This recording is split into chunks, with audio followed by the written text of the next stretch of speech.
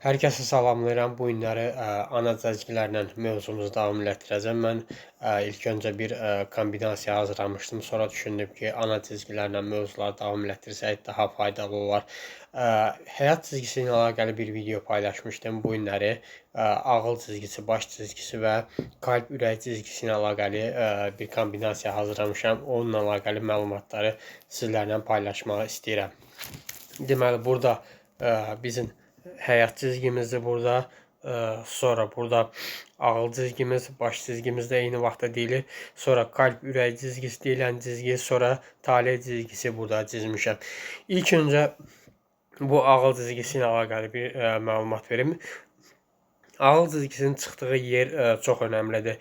Həyat cizgisinin içindən çıxa bilər. Həyat cizgisi üzərindən çıxa bilər, üstündən çıxa bilər və yaxud bu hissələrdən bir yerdən çıxa bilər. Və bunların da anlamı müxtəlifdir, insana görə müxtəlif dəyişir və getdiyi yer də çox önəmlidir.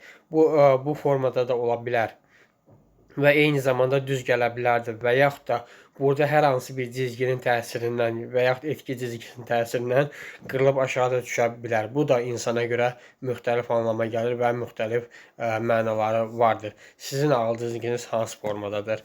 Yorumlarda gözləyirəm. Hər kəsə izlədiyinizə görə təşəkkür edirəm.